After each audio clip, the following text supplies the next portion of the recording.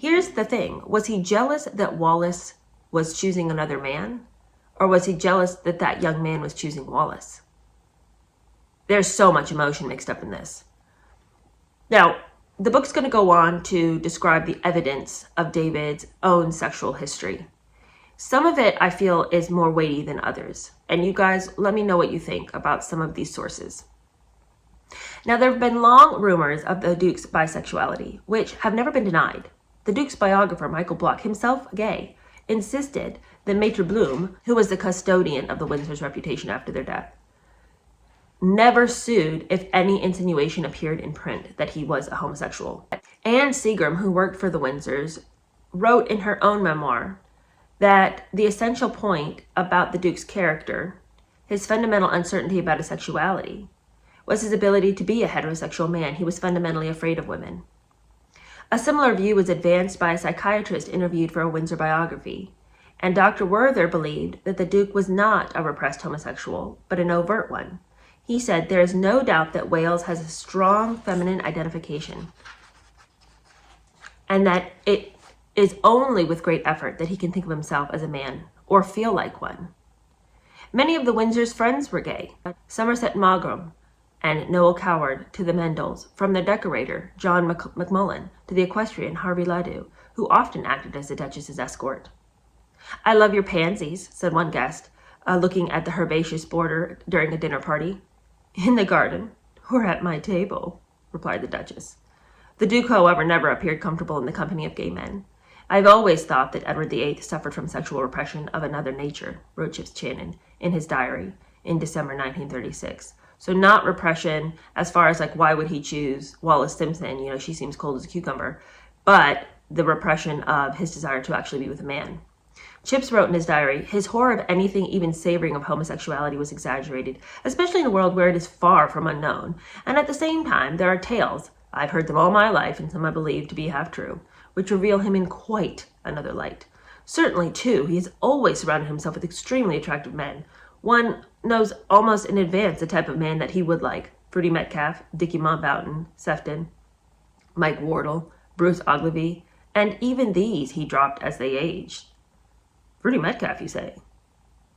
Why, yes. Let's see what is revealed about Fruity Metcalf. Remember, that was his friend that clung to him so. Right after the abdication, and he was flitting around in Austria waiting for he and Wallace to be reunited in marriage. Remember when he was over there being a complete and total ass of a house guest, and Fruity Metcalf came there to sort of help him through it?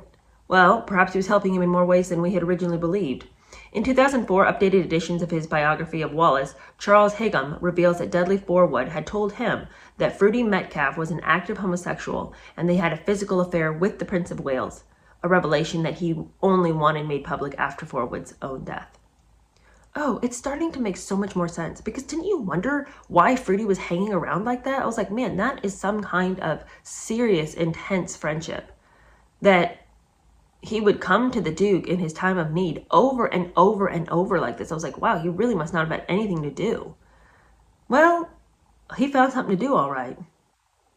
So there is this question. Knowing this about his past, is it possible that the Duke was attracted to Jimmy? Noel Coward told Truman Capote about Jimmy Donahue. Noel said, "I like Jimmy. He's an insane camp, but fun. I like the Duchess. She's the fag hag to end all, but that's what makes her likable. The Duke, however, well, he pretends not to hate me. He does, though. Because I'm queer, and he's queer, but unlike him, I don't pretend not to be. Anyway, the fag hag must be enjoying it. She's got a royal queen to sleep with and a rich one to hump." That's what I'm saying. We've got some interesting language here. But there were always stories. You know, it's not just, oh, well, I heard that him and Fruity Metcalf. You know, it's like that's one of many.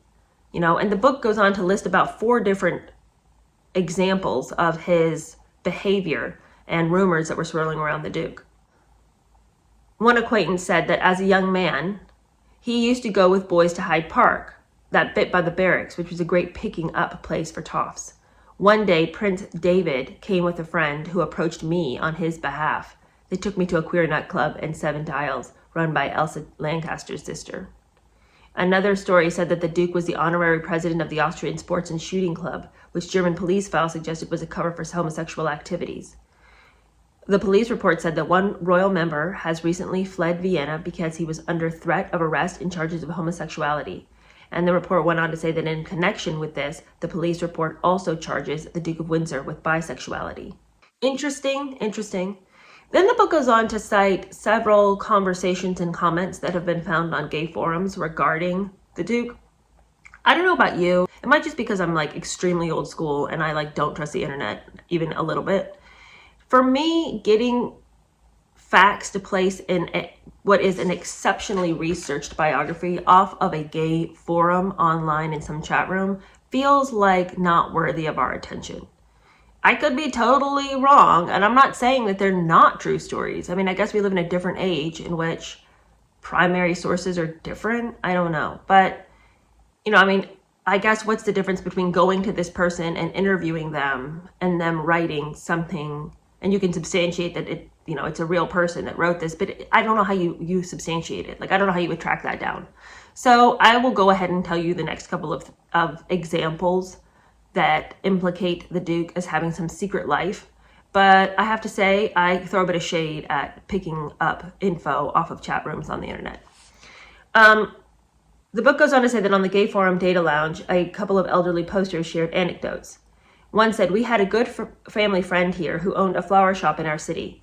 In his young childhood, the 1940s, he was part owner of a shop in New York City. His business catered to the society crowd. He told us many great stories over the years. One story he told was how he took care of the fresh flowers for the Duke and Duchess when they were in New York City.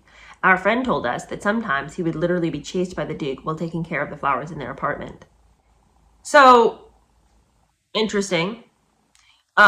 There's other information about the Duke having an affair with Walter Chrysler Jr., who is a son and founder of the Chrysler Corporation. Walter Jr. was an art collector, museum benefactor, theater and film producer, and he probably met the Duke at Palm Beach Golf Club. Though Chrysler was twice briefly married, his homosexuality was well known. In 1944, he had been forced to resign from the Navy due to wild homosexual parties. 16 enlisted men had signed affidavits that Chrysler, known as Mary, had committed unnatural acts with them, and Confidential magazine had outed him in the 1950s. So with that background information, we go back to Data Lounge, the online forum, where one poster by the name of Charlie wrote that Chrysler Jr. had told him a story about how he and the Duke of Windsor, the former King of England, were throwing a party on a Navy ship docked at Jacksonville, Florida during World War II. The commenter said, "He said that there were more than 1,000 sailors, and Walter and David hired 200 hookers, but Walter and David..." I can't even read this, you guys. It's explicit.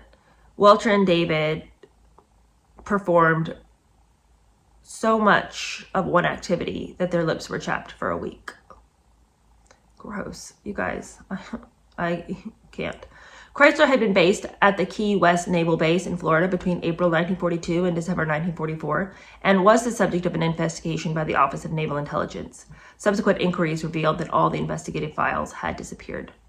Okay, so that's the background on David and the fact that David, and we've already kind of covered this already in this book because there was talks and conversations about the fact that he had had an explicit love affair with his cousin. Apparently he just does whatever he wants to do. There's nothing that's going to hold him back. If he feels like doing a certain thing, he will. And it's very interesting because David was a person who loved protocol, tradition. He liked things to be proper and the way they should be. He was a stickler for it. This chapter is going to go on and talk about that was his personality. And the people noted that even though he was no longer part of the royal family, he still loved the protocol of royalty, tradition. And yet, in his personal life, it's as far from traditional as one could possibly hope to imagine.